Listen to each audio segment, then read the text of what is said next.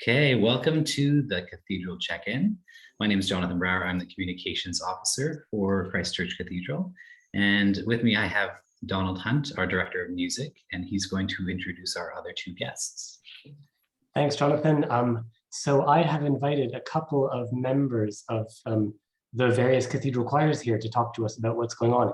So we have, I'll start on the top of my screen. So Susan Dew-Jones joined the Parish Choir a couple of years ago, right, Susan? Yeah, I think September 2018. Mm-hmm. And to just underneath her in my little box is Marilyn Gough, who's been singing in the Cathedral Choir for quite a while, but has also sung in the Parish Choir before that. How long have you been with us, Marilyn? I think about 15 or 16 years. Wow. Mm-hmm. Amazing. That's great. So from both of your perspectives, there's a few questions I have as somebody who's just coming into the cathedral in the midst of what's been quite an interesting little season of everything changing. And from your perspectives, before the pandemic, I know you had quite a set schedule of rehearsals and designated Sunday services. And so how has this been different? How have things shifted from before to now? So who do you want to start? Let's, Susan, why don't we start with you?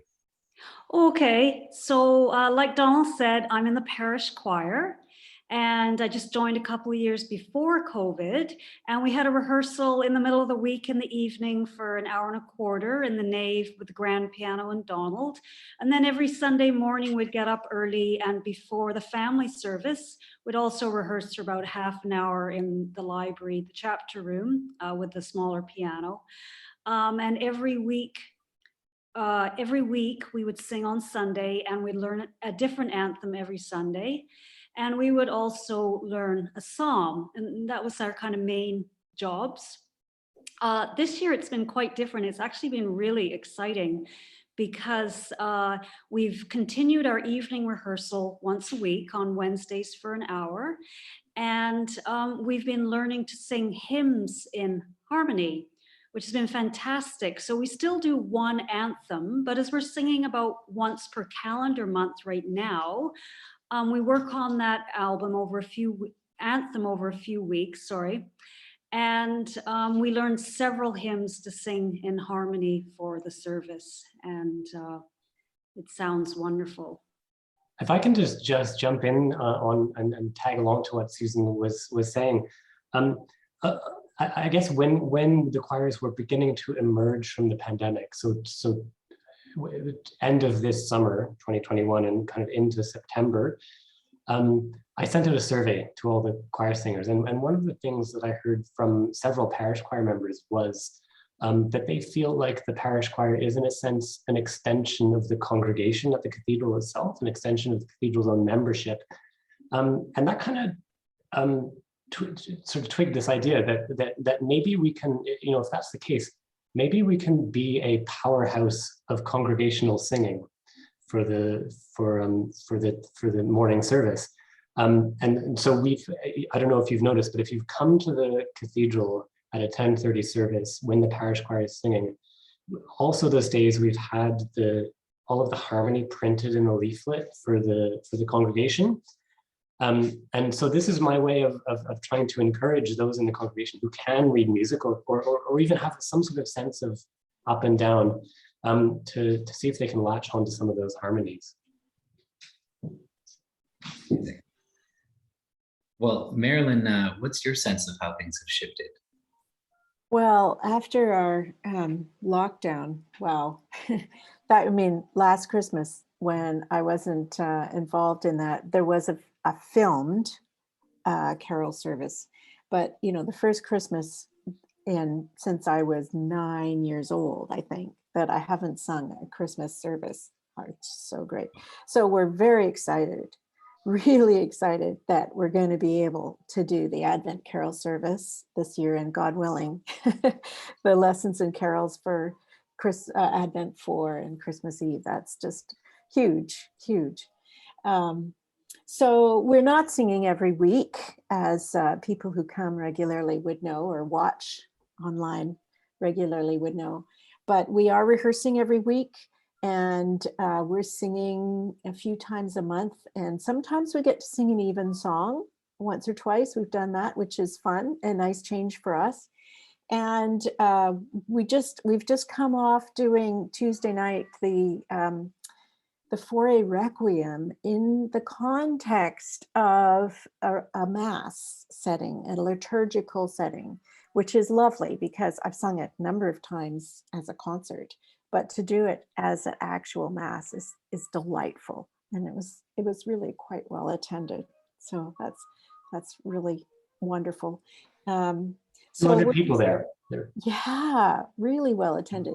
And we did the Order of the Diocese of BC, which was a lovely service as well, some of our old favorites. And coming up, we're very excited. Is that backwards for you? I think it is. No, that's right. I was going to ask Okay. you about some of those Yeah, things that we can December expect. 11th. My husband is thrilled. He's been wanting to do a sing-along Messiah for ages. So sing along. I guess it's some of the choruses are audience participation. But all of part one with audience participation. Marilyn, just so you know, we have no plans of rehearsing any of this in choir practices before.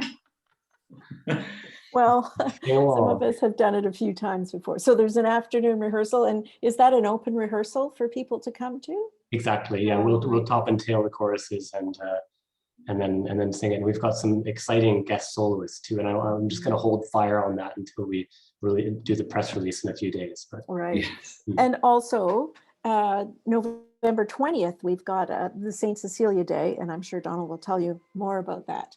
But our Cathedral Choir is doing a nice little fundraising concert for our planned tour to Scotland next summer. So we're hoping that we can, with vaccinations and passports and all of that, get ourselves over to Scotland to sing in some of the great buildings, and Durham Cathedral as well. So November 20th, St. Cecilia's Day, is a day of recitals and performances in the nave, including the Cathedral Choir. And it's going to be a bake sale too. A bake sale, yeah. Yeah, go ahead, Susan. I guess while Marilyn's advertising dates, perhaps I should advertise that the Parish Choir will be singing at 10:30 for the first Sunday of Advent, not in the evening, but at 10:30.